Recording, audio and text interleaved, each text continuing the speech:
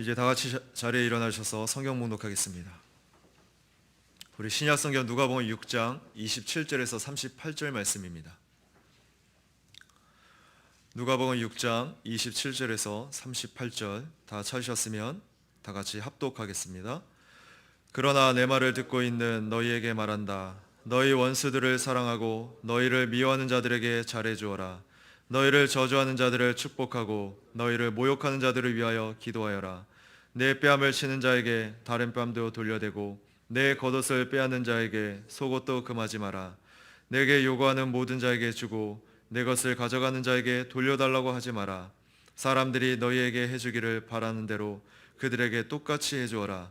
너희가 너희를 사랑하는 자들만 사랑하면 너희에게 무슨 칭찬받을 것이 있겠느냐. 죄인들도 자기들을 사랑하는 자들은 사랑한다. 너희가 너희에게 잘해주는 자들에게만 잘해주면 너희에게 무슨 칭찬받을 것이 있겠느냐. 죄인들도 그만큼은 한다.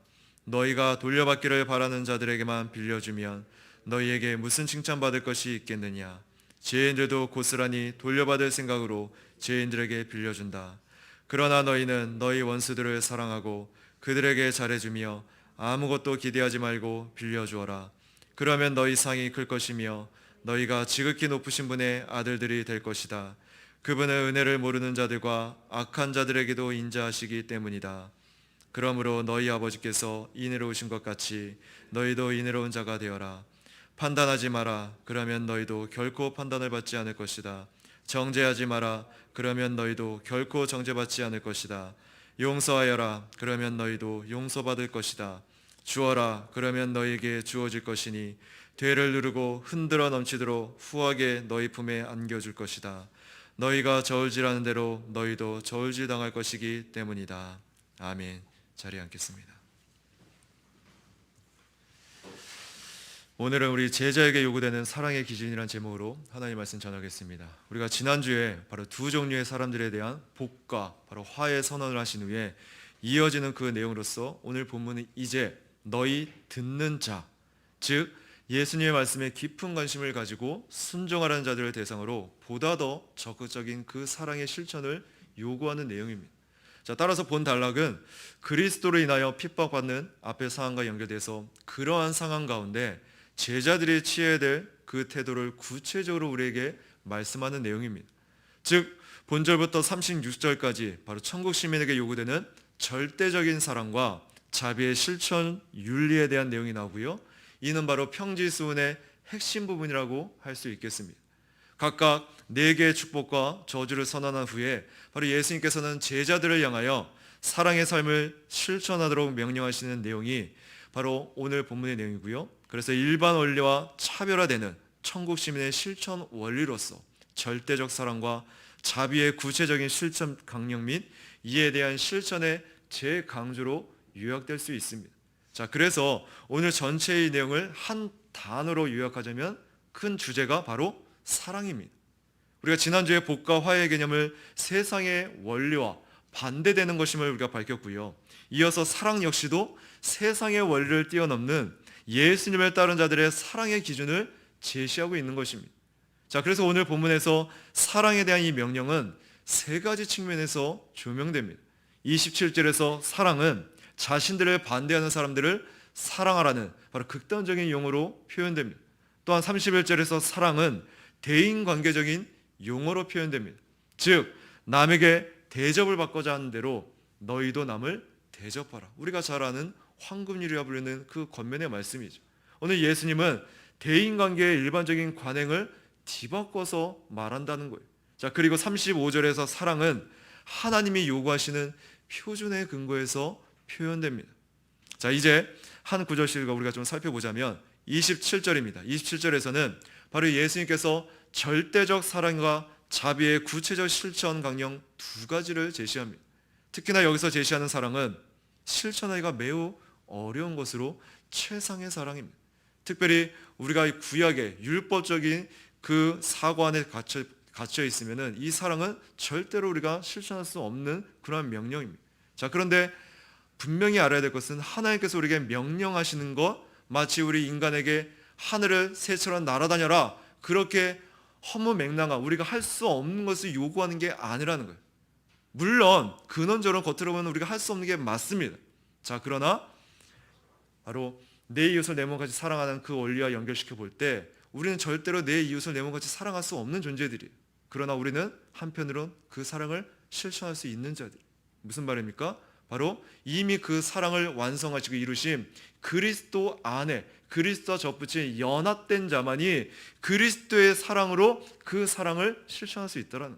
다시 말해서 그리스도와 분리된 자는, 율법적인 사관에 갇힌 자는 이 사랑을 절대 실천할 수 없습니다. 실천한다 할지라도 알미니안식의 내 의지로서 작심삼일의 원리 가운데 잠깐 흉내내다가 자기 딴에 지쳐서 포기하게 만드는 그런 사랑이란, 그 사랑을 말하는 게 아닙니다. 오늘 그리스도께서 베푸신, 그리스도께서 희생하신, 그리스도께서 용서하신, 오늘 결론 부분을 미리 좀 말씀드리면 이미 그리스도 완성하신 이루신 그 사랑. 오늘 보세요. 원수를 사랑하고 그들에게 위해서 기도하고 그들을 핍박당을 위해서 오히려 축복하면서 그들을 위해서 기도하는 그 모습이 누구의 모습인가요?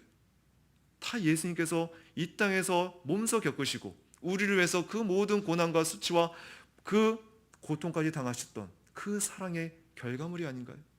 그래서 우리는 그 사랑에 힘입어서 그분과 연합되었을 때만이 이 사랑의 실천을 행할 수 있다는 것입니다. 자, 그래서 이 사랑은 바로 하나님의 용서를 경험한 예수님의 제자들에게 어울리는 사랑이라는 거예요. 그래서 여러분, 예수님께서 십자가를 앞두고 제자들에게 주셨던 말씀이 어떤 말씀입니까? 한번 볼까요? 요한복음 13장입니다.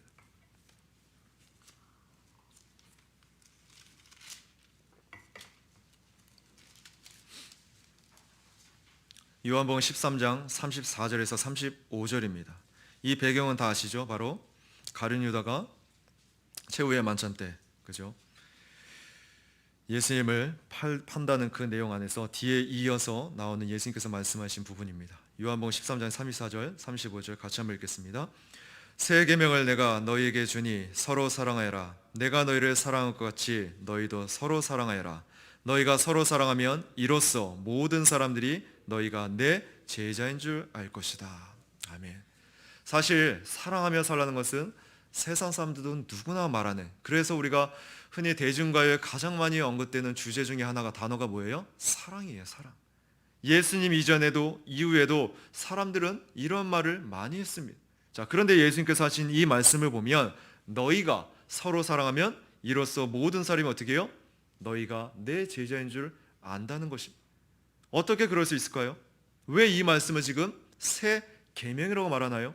예수님은 지금 그냥 사랑하라고 말씀하신 것이 아닙니다. 내가 너희를 사랑한 것 같이 너희도 서로 사랑하라.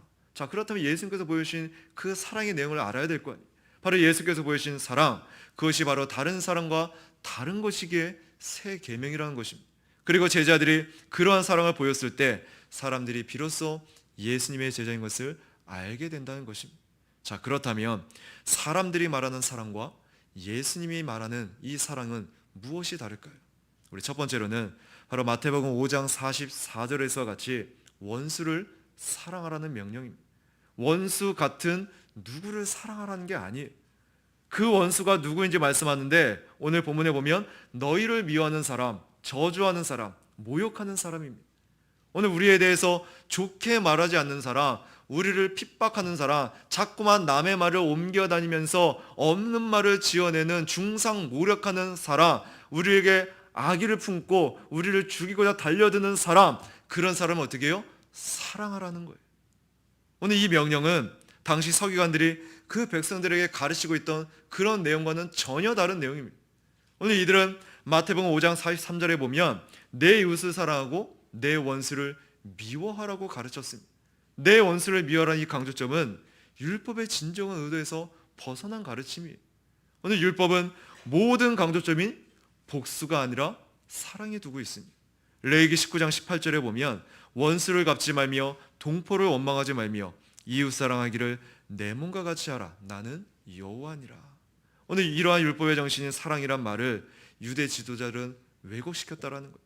오늘 유대인 자신들은 사랑을 받아야 하지만 이방인들은 미움을 받아야 한다고 이언론적인 그 사고 안에서 그들은 이 율법을 대했습니다. 그래서 이러한 사고가 가장 두드러진 내용이 어디에 나타납니까? 바로 강도 만난 사마리아인. 그죠? 그래서 예수님께서 그들에게 뭐라고 얘기해? 누가 너의 진정한 이웃이냐? 그들의 잘못된 사고에 대해서 묻고 계셨죠. 오늘 이렇게 예수님은 마음이 좁고 배타적이며 편협한 사고의 배경 가운데 그 장벽들을 무너뜨림으로 순결하고도 거룩한 바로 무한한 사랑이 하나님의 마음으로부터, 즉 그 자신의 위대하신 마음으로부터 인간들의 마음으로 곧바로 흘러들어갈 수 있도록 하기 위해 오셨다는 것입니다. 그의 사랑은 종족, 국적, 당파, 나이, 성별 등의 모든 장벽을 초월하신 사랑인 것입니다. 그래서 예수님께서 너희 원수들을 사랑하라고 말씀하셨을 때 당시의 청중들은 깜짝 놀랐을 것입니다. 왜냐하면 예수님께서는 전에는 결코 들어본 적이 없는 그렇게 간결하고도 단호하며 힘 있는 말씀을 지금 전하고 있기 때문입니다. 오늘 이러한 예수님의 가르침은 새로운 것이긴 하지만 그러나 이것은 율법과 전혀 모순되지 않는다는 거예요. 오히려 이것은 일찍이 뿌려졌던 그 율법이라는 씨앗의 결실입니다. 앞에 레위기 19장 18절에서 보았듯이 구약은 복수를 금하고 있습니다. 또한 구약은 필요한 때는 언제든지 자기 원수에게 도움을 베풀어야 한다고 그렇게 가르칩니다. 한번 볼까요? 출애굽기 23장입니다.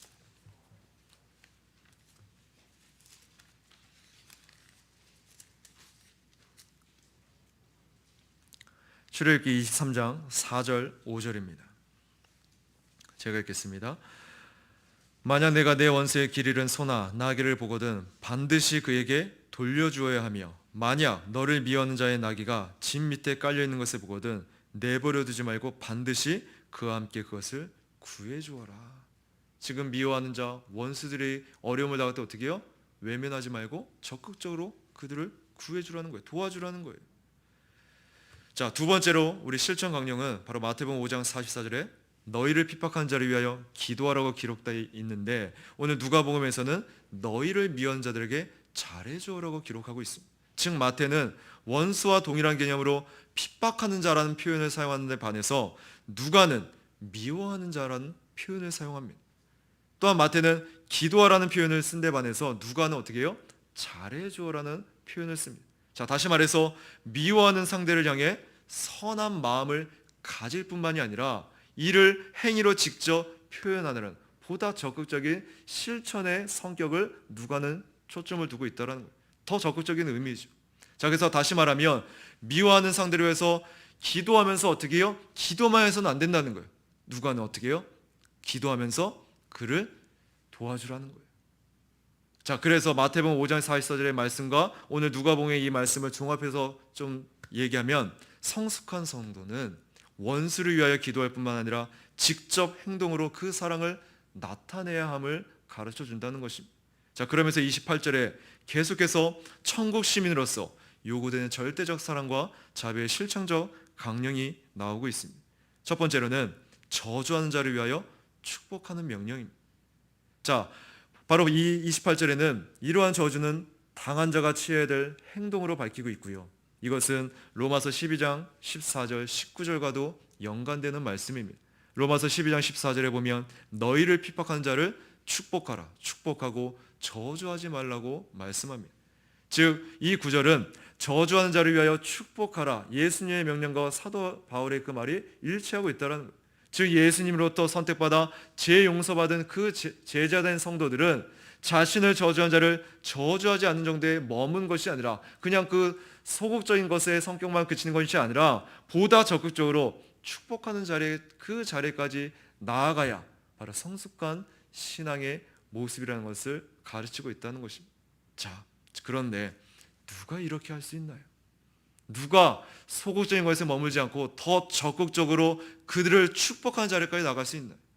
이는 바로 죄인이었던 자신이 그리스도의 은혜로 그 축복 속에 그 은혜 안에 살아가고 있다는 그 자각을 하고 있는 자, 그 깨달은 자만이 할 수 있는 태도라는 거예요.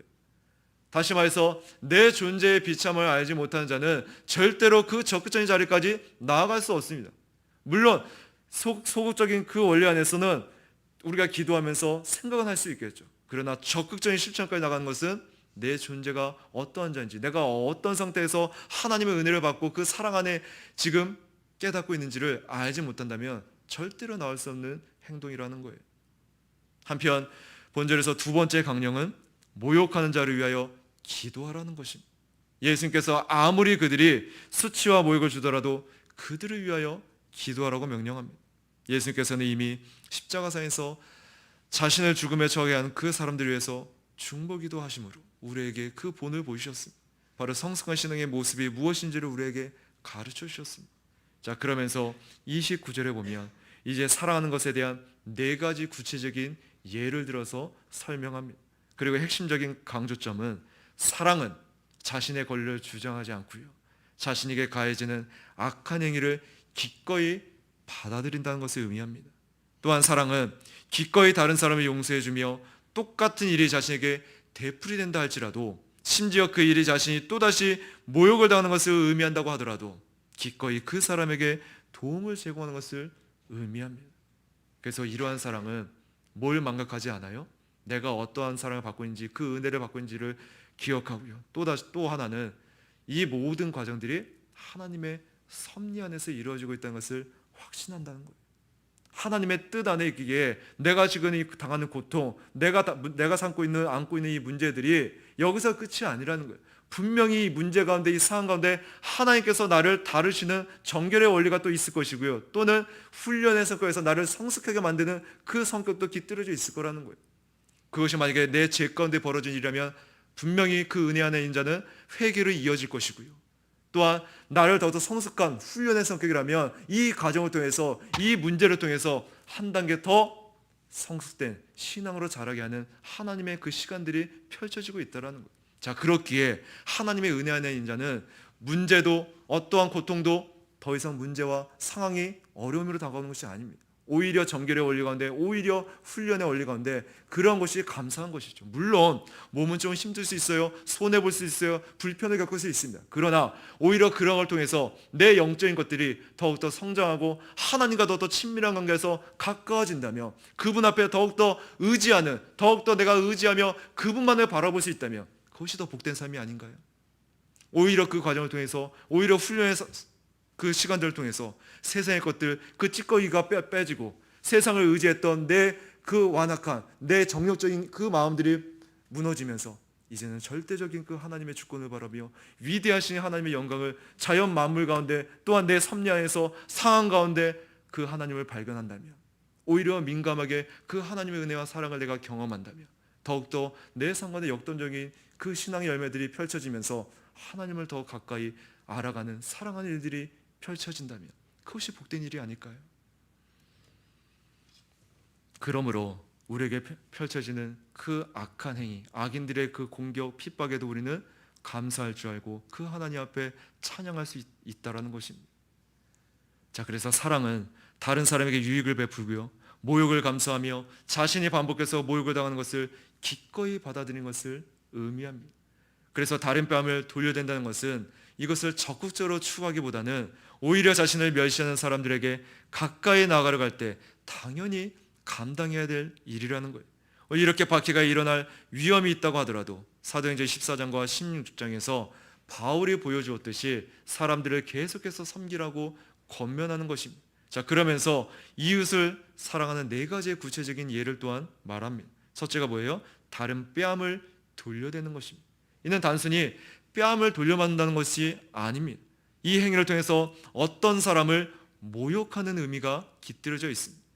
고대 사회에서 대체로 손등으로 뺨을 때렸다고 합니다. 아마도 이 행위는 회당에서 공적으로 쫓아내는 장면을 묘사하는 것입니다. 특히나 사도행전에서 종교적인 배경에 자주 사용되는 예가 뺨을 때리는 이 장면입니다.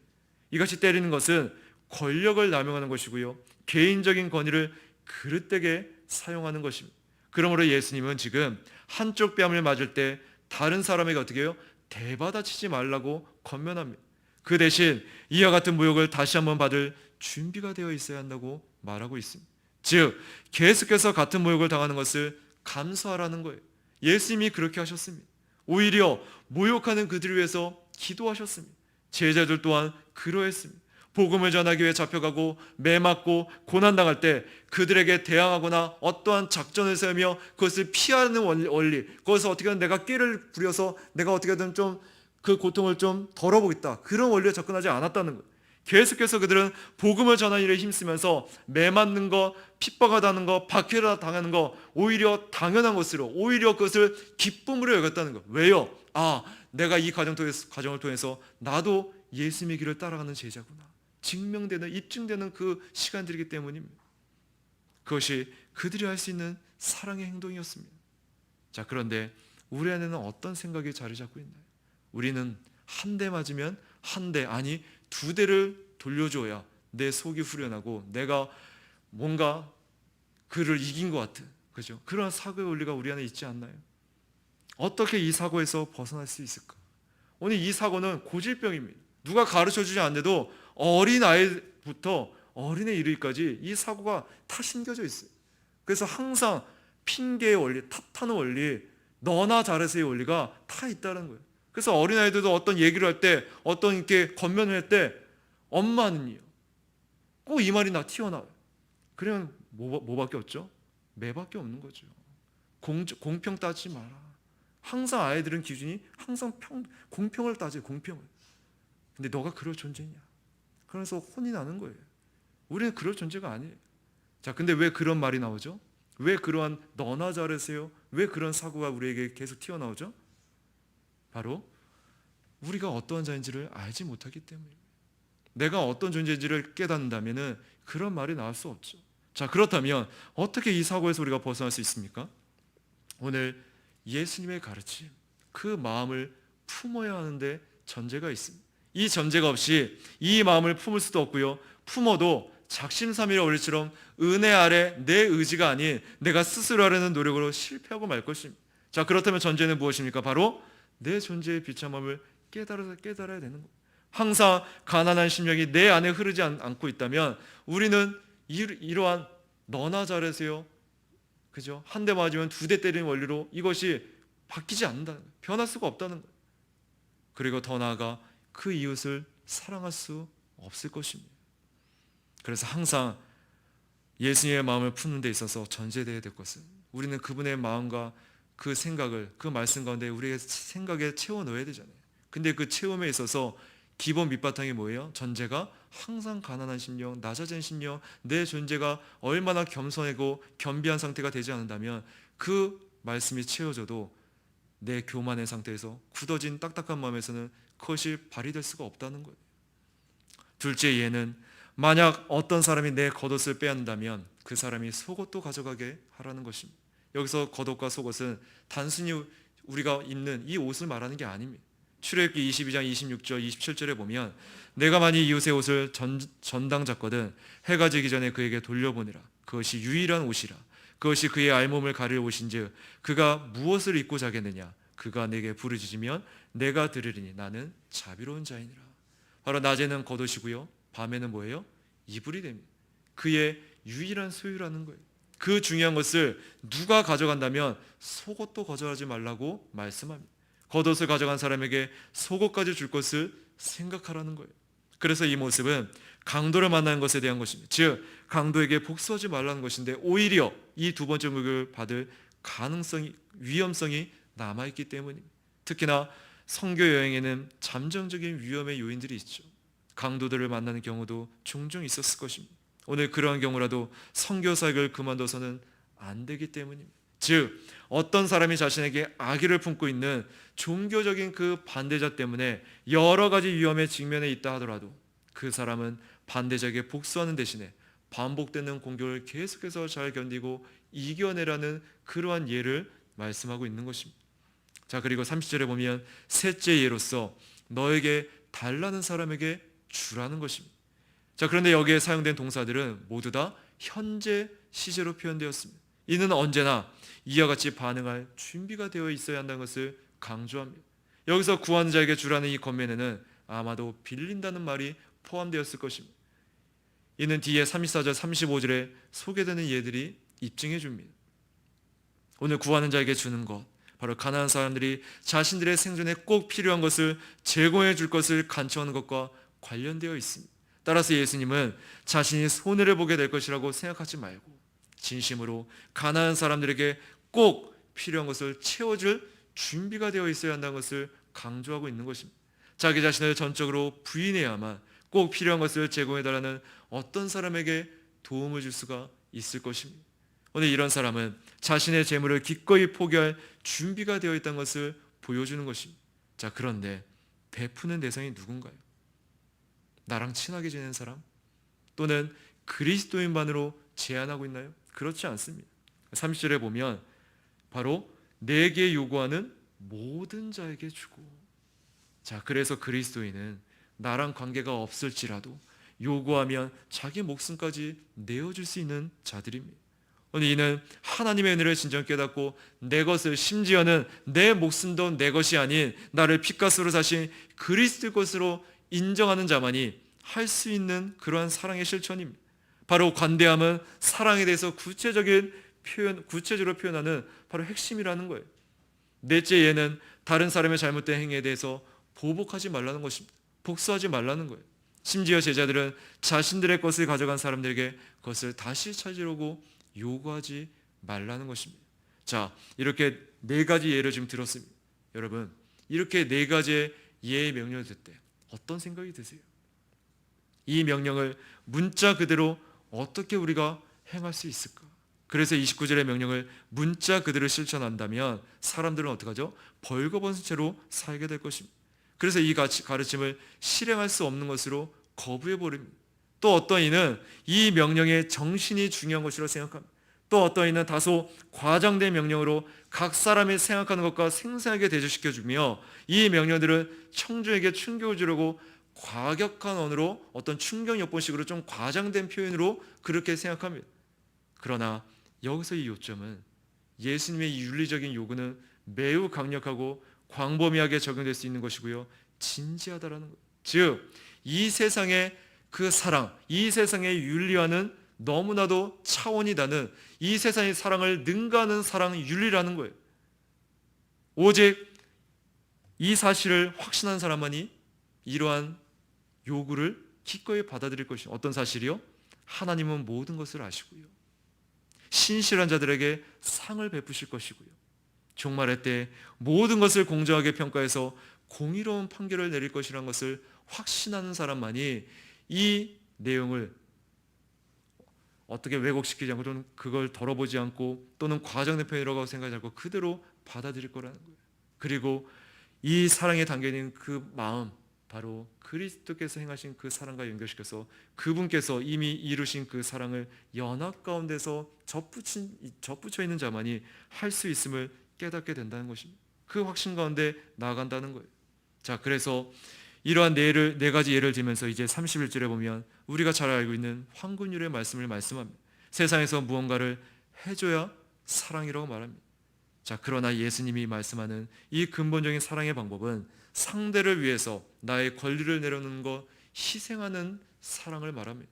상대의 유익을 나보다 먼저 생각하는 것이 예수님이 말씀하는 사랑의 방법입니다. 당시 대부분의 철학자들도 이와 비슷한 말들을 했다고 합니다. 예수님은 지금 긍정형으로 말씀하셨는데 다른 이들은 부정형으로 표현했습니다. 대부분의 철학자들이 말한 것은 너희가 당하고 싶지 않은 일은 다른 사람에게 하지 말라, 이런 식으로 가르쳤다는 거예요. 그러나 오늘 예수님께서 원하신 것은 더 적극적인 긍정의 표현입니다. 대접을 받고자 하는 대로 너희도 남을 대접하라는 거예요. 이 말에는 먼저 섬기라는 거예요. 먼저 간대한 가운데 다른 사람에게 먼저 행하라는 거예요. 자, 그러면서 이제 32절부터 34절에 보면 온전한 사랑에 대한 세 가지의 구체적인 예를 제시합니다. 즉, 제자들의 사랑이 죄인들의 사랑과 달라야 한다는 거예요. 각각의 짧은 예는 사랑에 대한 신뢰를 들면서 이와 같은 사랑이 지닌 특별한 점이 무엇인지를 우리에게 질문합니다.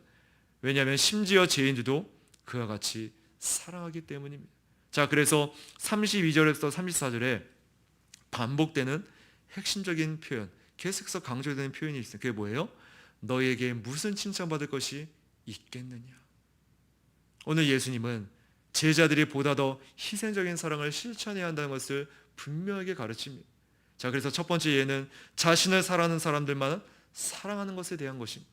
우리가 앞에서 살펴봤듯이 예수님의 명령에는 어떤 조건이 동기가 되어서 다른 사람들을 사랑하라고 말하지 않습니다. 예수님은 사랑 그 자체를 위해 사랑하라고 말씀합니다.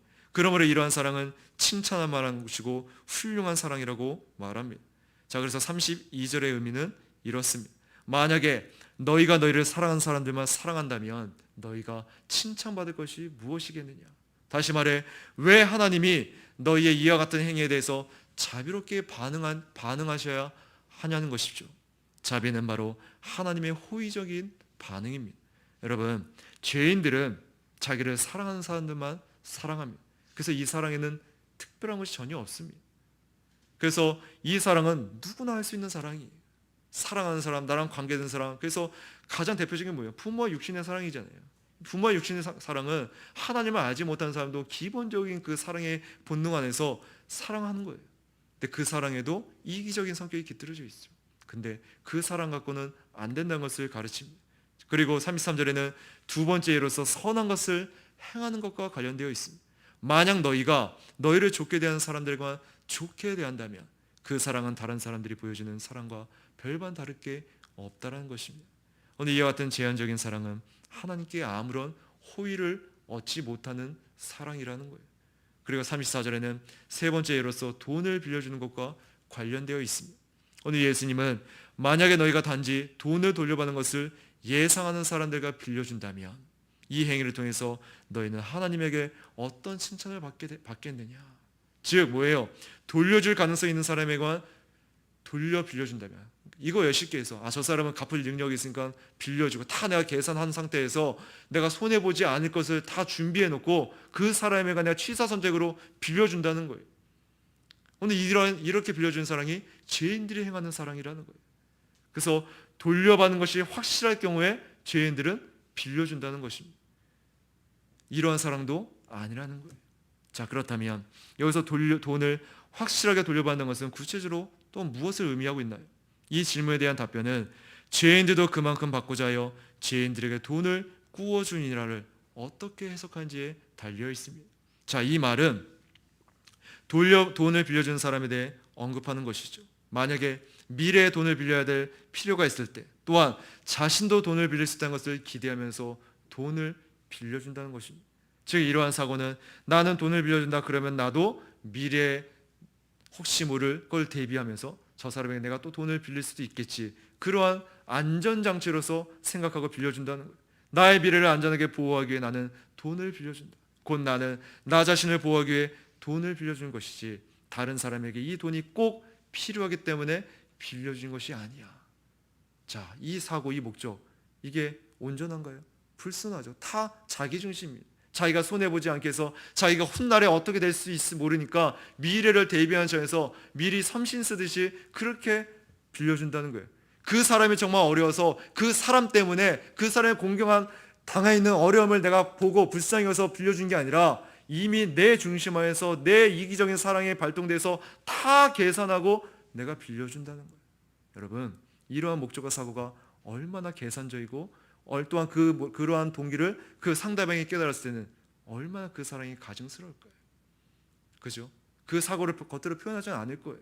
내가 너를 위해서 빌려주는 거야. 너 그게 얼마나 힘드냐면서 빌려줘. 이렇게 말을 하면서 속에서는 다 자기가 계산적이고 자기의 미래적인 것까지 안전적으로 대비하는 그러한 동기로서 베푸는 사랑. 이 사랑을 예수님은 하지 말라고 말하는 것입니다. 이런 사랑은 죄인들이 하는 거예요. 그리스도를 따르는 자들의 사랑, 제자들의 사랑은 이러한 사랑에 대해서는 안 된다는 것을 말합니다. 따라서 예수님은 자신이 미래의 돈을 빌릴 수 있을 것이라고 희망을 갖고 다른 사람에게 돈을 빌려줘서는 안 된다고 말하고 있는 것입니다. 왜냐하면 이기적인 동기에서 다른 사람에게 돈을 빌려준다면 그 사람은 하나님에게 칭찬을 받지 못하기 때문입니다. 자, 그렇다면 올바른 것은 무엇입니까? 바로 세상 사람들의 사고처럼 어떠한 주고받는 기브 앤 테이크식의 사랑하지 말라는 거예요. 기대 효과 갖지 말라는 거예요. 지금 네 가지 구체적인 예들을 든 것들이 다 공통점이 뭐예요? 기대하지 말라는 거예요. 바로 자신들이 꼭 필요로 하는 것을 서로 빌려주고 돌려받는 세상 사람들의 관행을 제자들의 사랑의 모범으로 삼아서는 안 된다는 것을 말씀합니다. 그 대신에 제자들은 여러 가지 조건들을 덧붙이지 말고 빌려주라는 거예요.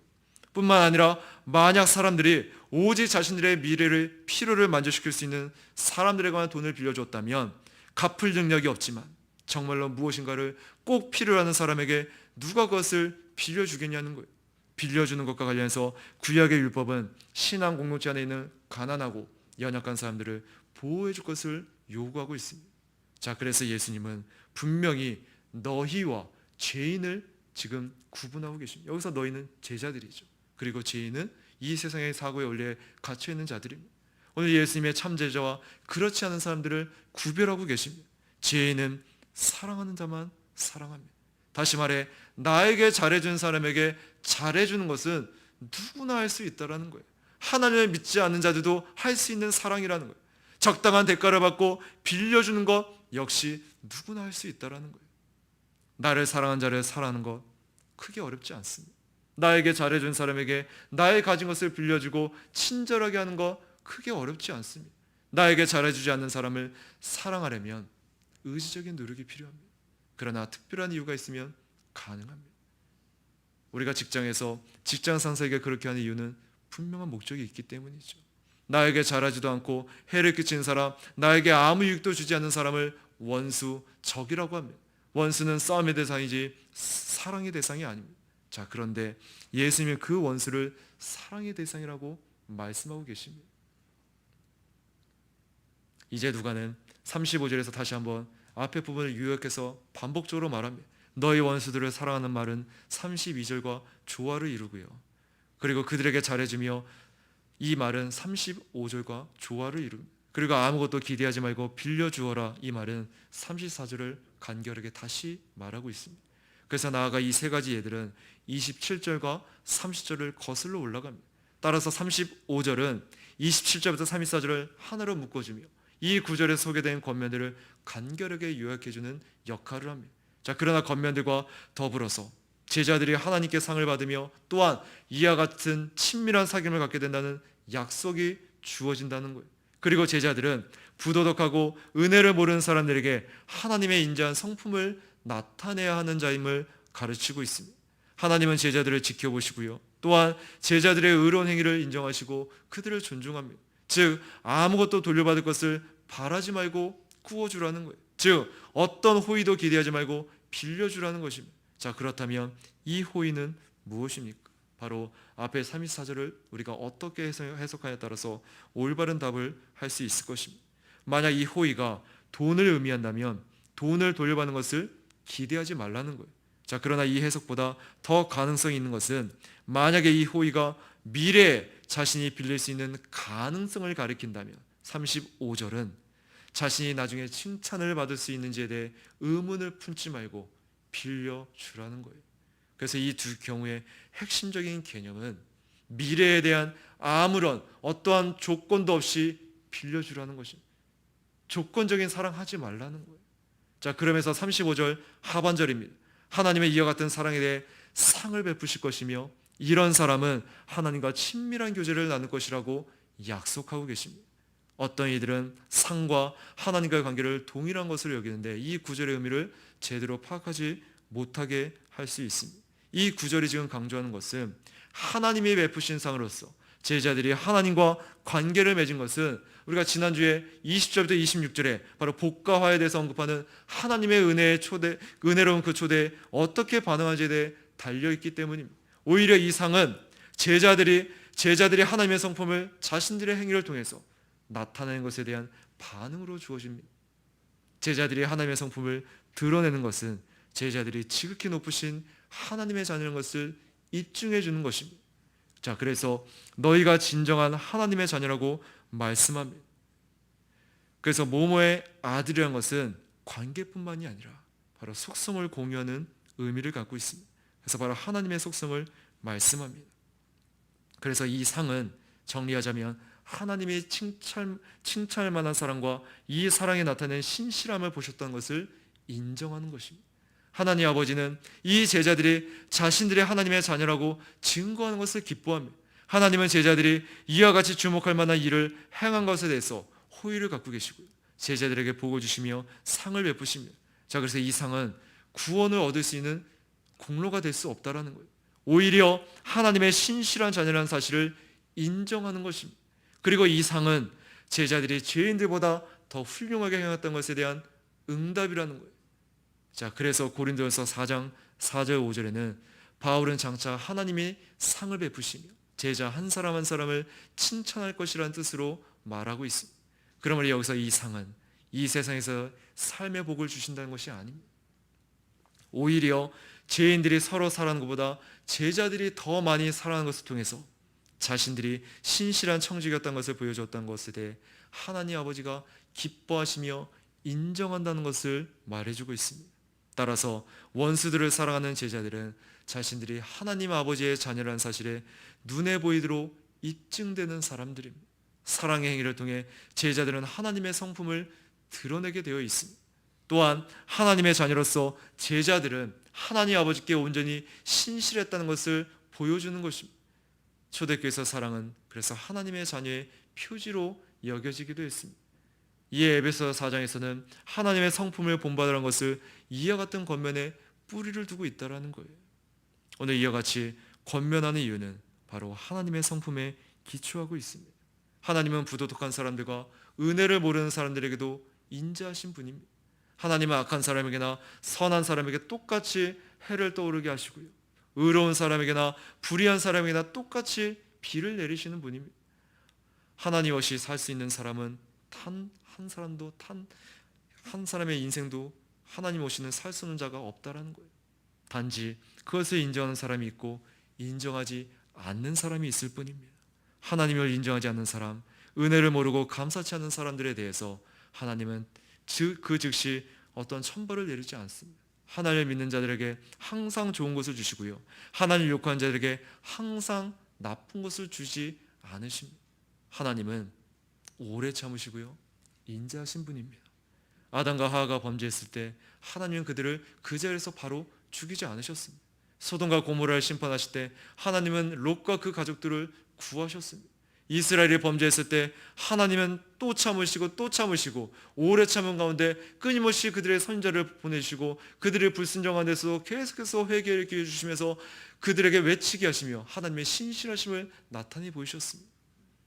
오늘 우리는 내가 뭔가 잘한 것 같은데 그 대가가 돌아오지 않을 때 하나님께 때로는 불공평하다고 말하고도 표현하기도 합니다. 자, 그런데 정말로 하나님이 공평하시다면, 하나님이 우리가 생각하는 그 공평의 원리로 우리를 대하신다면 이 세상에 남아있을 사람이 한 사람도 없을 것입니다. 하나님은 오래 참으시고 지금도 여전히 기다리시며 또 우리에게 기회를 주시고 계십니다. 그 하나님은 인자하시고 은혜로우시고 자비로우신 분이십니다. 하나님의 우리에 대한 그 사랑과 은혜의 절정은 바로 하나님의 아들을 구세주로 이 땅에 보내주신 사건입니다. 하나님은 여전히 사람들이 돌아올 수 있는 그 길을 열어두고 우리에게 기회를 주신다는 것입니다. 따라서 누구든지 사람들의 인자에게 대하는 사람은 자신이 하나님과 밀접한 관계를 맺고 있다는 것을 반영하는 것입니다. 오늘 여기서 예수님은 자기 제자들이 모든 사람들에게 자비를 베풀며 사랑하라고 요구합니다. 심지어는 원수들에게도 그렇게 하라는 거예요. 제자들이 이와 같은 사랑을 베푸는 것, 제자들이 진정으로 하나님의 자녀라는 사실을 입증해 주는 것임을 말씀합니다. 자, 그러므로 하나님의 자녀, 즉 제자들은 어떻게 하라고 말하나요? 36절 같이 읽겠습니다. 그러므로 너희 아버지께서 이내로우신 것 같이 너희도 이내로운 자가 되어라. 오늘 이것이 예수께서 말도 안 되는 사랑을 요구하시는 근본적인 이유라는 거예요. 아버지가 자비로운 분이시고 그 자비로 하나님의 자녀가 되었기 때문입니다. 그러므로 그 사랑을 우리에게 보이라는 거예요. 오늘 예수님께서 이 땅에서 본을 보이심으로 하나님이 어떠한 분인지를 드러내 주셨습니다. 오늘 예수님의 제자들이, 사도들이 또한 그렇게 그 길을 걸어갔습니다. 그 사랑을 가르쳤고요, 사랑에 따라 살았고요, 이 땅에 그분의 제자임이 하나님이 어떠한 분인지를 그들은 삶 가운데 드러냈습니다. 우리 역시 그러해야 함을 가르쳐줍니다.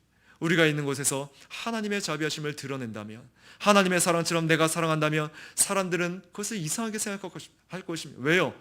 이 세상의 관행과 이 세상의 사랑과 너무나도 다르기 때문입니다. 하나님의 사랑처럼 내가 사랑한다면 사람들은 우리를 때로는 얕잡아 볼 거예요. 때로는 우리를 이용해 먹으려고 할 것입니다. 그래서 때로는 우리는 손해도 감수해야 될 것입니다. 그런데요, 그 사랑의 진정성이 그들에게 느껴질 때, 그들이 보고 깨달아질 때 뭔가 다르구나, 저에게 저 사랑이 뭐지? 관심을 갖게 될 것입니다. 자, 그래서 그러한 우리의 사랑의 삶을 통해서 하나님이 우리의 삶에 드러내고 높임을 받으시게 될 것입니다.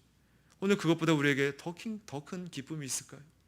우리의 삶 가운데 우리의 그 열매를 통해서 하나님께서 영광을 받으신다면 우리가 무엇이간데, 내 어떠함이 아니라 그 사랑의 행위가 어떤 내가 열심히 해서 내 의지로서 드러낸 그런 차원의 그런 성격의 사랑이 아니라 그리스도 안에 접붙인 자로서, 그리스도에 연합된 자로서, 그리스도께서 이미 보여주신 나타내신 그 사랑을 우리에게 전가시켜줌으로 그 그리스도의 사랑이 드러날 때 하나님께서 영광이 드러난다는 거예요. 오늘 그 사랑을 우리에게 요구하고 계십니다. 하나님의 사랑으로 살아가는 것이 예수님을 믿는 자들과 그렇지 않은 자를 구분하는 표현이라는 거예요. 참된 제자와 그렇지 않은 제자를 구분하는 선입니다. 자, 그런데요, 오늘 우리는 이러한 사랑을 선뜻하기가 참으로 쉽지 않습니다. 때로는 이러한 사랑을 성경 안에만 있는 사랑으로 생각하고 싶고요, 너무나도 고차원적인 사랑으로만, 어떠한 환상 같은 것으로만, 그래서 내 상관은 전혀 상관이 없는 것처럼 생각합니다. 자, 그런데 예수님의 명령은 정말로 그럴까요? 마치 어떤 뜬구름 잡듯이 허무맹랑한 것을 우리에게 요구하실까요? 그렇지 않더라는 거예요. 자, 그런데 우리는 왜 이런 사랑을 하지 못할까요? 오늘 그것은 바로 이런 사랑을 하면 내가 손해를 보기 때문에, 손해보고 싶지 않기 때문에 그런 사랑을 하지 못하는 것입니다. 오늘 예수님이 말씀하신 이 사랑이 교회 안에 세상에 가득하다면 그런 환경에서 예수님처럼 살아가는 것은 어렵지 않을 것입니다. 그것 때문에 내가 손해보는 것이 없기 때문이죠. 그러나 우리가 사는 세상은 바로 그러한 세상이 아니죠. 그런 어떤 천국이 아닙니다. 죄가 없는 곳이 아니죠. 세상은 죄로 물들어 있고 계속해서 그것을 향해 달려가고 있습니다. 서로가 자신의 유익을 취하려고 어떻게든 자신은 손해보지 않고 어떻게든 남을 이용해서 자기의 유익된 것을 추구하고 자신의 욕심을 채우려는 사람, 그것이 이 세상의 사랑입니다. 어떻게든 서로 손해보지 않고 다른 사람을 취하려는 것이 이 세상의 사고의 원리입니다. 그런 세상 가운데서 오늘 우리는 박해까지, 손해까지 감수해야 될 기쁨으로, 왜요? 그 길이 예수님께서 걸어가신 길이기 때문에, 제자라 하면 바로 예수님을 따르는 자들이기 때문에 우리는 그것을 감내하며 나가는 것입니다. 자, 그러나 그러할 때 오늘 37절 38절에 하나님께서 우리에게 주신 놀라운 복이 우리에게 주어집니다. 그 약속이 주어집니다. 마지막 37절 38절에 바로 비판에 대한 4가지 권면으로 우리에게 제시합니다. 자비는 바로 다른 사람을 비판하지 않는 것으로 표현되죠. 이 명령은 다른 사람의 잘못을 찾아내 그들을 비판하고 비난하는 것을 가리킵니다. 또한 하나님을 바라보고 의지하며 살도록 다른 사람을 정죄하는 것을 멈추고 그 대신 곧바로 용서해 주라고 명령합니다. 또한 예수님은 다른 사람들의 생활 습관이나 도덕적인 느슨함에 대해서 적대적으로 반응하는 교만한 자세를 버리라고 명령하십니다. 이들이 마치 하나님의 도우심에 손길 밖에 있는 것처럼 여기는 것을 금하는 것입니다. 오늘 예수님은 우리가 다른 사람들을 대하는 것 같이 하나님도 우리를 대하실 것을 약속하신다고 말합니다. 하나님은 자비로운 사람들에게 자비로우십니다. 하나님은 다른 사람들을 비판하지 않는 사람들을 비판하지 않으실 것입니다. 또한 하나님은 다른 사람들을 정죄하지 않는 사람들을 정죄하지 않으실 것입니다. 그리고 하나님은 용서하는 사람들을 용서해 주실 것입니다. 오늘 예수님의 제자들이 자비로워야 한다는 요구는 하나님이 우리에게 자비를 베푸셨다는 그 사실에 기초합니다. 하나님은 각 사람마다 올바르게 대하신다고 약속하십니다. 오늘 우리는 그러므로 다른 사람을 용서해야 됩니다. 왜냐하면 하나님이 우리를 먼저 용서하셨기 때문에, 그 용서의 사랑을 우리가 받았기 때문이죠. 자, 그런데 이 말을 남용의 원리 가운데 무조건 용서하라는 게 아닙니다. 예수님의 권면은 기본적으로 개인 윤리에 대한 것입니다. 국가와 관련된 윤리에 대해서 언급하는 것이 아닙니다. 왜냐하면 국가는 시민이 안전한 생활을 추구할 수 있는 환경을 만들어줘야 되는 의무를 지니고 있기 때문입니다. 또한 사법부는 범죄에 대해서 공의로운 판결을 내릴 권리를 지니고 있습니다. 그래서 여기서 예수님은 세속 정부의 권한을 부인하는 게 아니에요. 또한 군인이나 세금 징수의 역할을 부인하는 것이 아닙니다. 개인적인 그 윤리의 측면에서 말씀합니다. 그래서 37절에서 예수님의 가르침은 도덕적인 규범을 지키는 것을 금지하지 않습니다. 또한 제자들이 도덕적으로 올바르고 인식하고 평가하는 권리를 지니고 있다는 점을 부인하지 않습니다. 자, 그렇다면 예수님은 지금 무엇에 대해서 경고하고 계십니까? 예수님은 제자들이 다른 사람들을 지나치게 가혹하게 비판하며 그들을 좀처럼 용서해주지 않는 그 태도, 완악한 딱딱해지는 그 마음의 상태에 대해 경고하고 계십니다. 그래서 마치 다른 사람들에게 하나님의 은혜의 손길이 더 이상 미칠 소망이 없는 것 같은 그러한 인상을 심어주는 그러한 접근 방식에 대해 경고하고 계십니다. 따라서 이 본문은 제자들이 하나님의 자비를 나타내려고 권면하는 거예요. 그래서 이러한 상태에 있는 자들은 그 마음이 딱딱하고 굳어지고 그리고 불친절할 수 없다는 거예요. 끊임없이 그 마음이 온유하고 부드러워지는 그것을 우리에게 요구하고 계십니다. 왜요? 그리스도의 영광은 부드럽고요, 따뜻하고요, 너무나도 아름답기 때문에 그 영광이 심겨진다는 그것을 닮아가며 그것이 변화되는 모습으로 나타나게 되어 있는 것입니다. 또한 다른 사람들의 잘못에 대해 지나치게 비판하지 말며 그 사람들을 용서해 주라고 권면하는 것입니다. 여러분, 만약 하나님께서 우리를 계속해서 판단하고 정죄하신다면, 우리를 용서하지 않으셨고 빈약하게 공급하시면서 우리에게 이 높은 수준의 순종을 요구하신다면 아무도 주님을 따르는 이 길을 갈 수 없을 것입니다. 우리에게 다른 사람을 용서하고 긍휼을 베풀 힘이 없기 때문입니다. 반대로 하나님이 우리를 결코 정죄하지 않으시고 우리를 판단하지 않으시며 주홍빛 같은 우리의 죄를 눈같이 희게 씻으시고 용서하시며 우리에게 필요한 모든 것을 풍족하게 공급하신 분이라면 우리는 그 받은 사랑으로 다른 이에게 베풀라는 하나님의 이 명령에 순종하지 않을 수가 없는 것이죠. 다시 말해 우리 아버지 하나님의 자비하심을 맛본 자들은 그 자비를 베풀 힘이 우리에게 있다라는 거예요.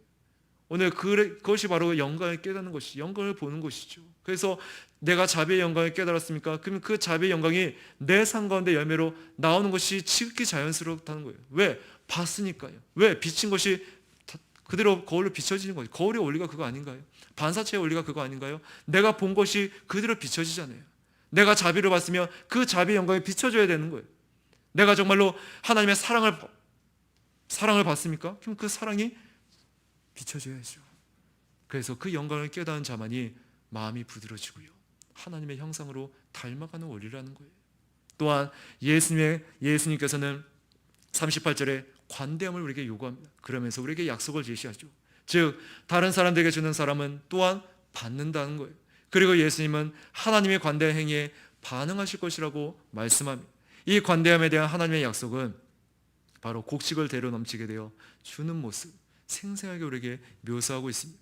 여기서 곡식을 데워주는 모습이 단계적으로 언급되는데 곧 곡식을 넉넉하게 말에 담습니다. 그리고 그 다음에 곡식을 내려누르고 또다시 말을 흔든 다음에 넘칠 정도로 곡식을 그 추가로 말에 넣게 됩니다. 이 장면이 뭐예요? 복이 넘치게 주어진 것을 묘사하는 장면이에요. 여러분, 오늘 이 들으신 말씀, 이 명령은 정말로 쉽지 않은 말씀입니다. 그러나 이 길을 먼저 걸어가신 분이 계시다라는 거예요. 가장 낮고 낮은 모습으로 이 땅에 오셔서 가장 좁고 좁은 길을 걸으셨던 그분이 계십니다. 가장 깊은 고통과 괴로움을 맛보시고 가장 넓은 사랑으로 온 인류를 용서하신 그분이 계십니다. 가장 높은 곳에 계셔서 자기를 따라 이 길을 걷는 자들에게 모든 것을 베풀어 주고 계신 그분, 바로 예수 그리스도십니다. 그분은 우리에게 그 힘으로 자기를 따르라고 명하고 계십니다. 여러분, 주변의 누군가를 비판하기를 원하시나요? 그리스도가 여러분에게 베푸신 그 자비를 기억하시기 바랍니다. 정죄하지 않는 것이 힘드시다면 그리스도 안에서 결코 정죄함이 없다는 사실을 잊지 마시기 바랍니다. 용서하기에 힘드신가요? 내가 받은 용서를 헤아려 보시기 바랍니다. 주는 것이 힘들다면 내가 받을 복이 무엇인지를 세어보시기 바랍니다. 오늘 우리는 우리 안에서 날마다 이 길을 걷게 하시는 하나님의 놀라운 능력과 그 주권을 믿어야 합니다.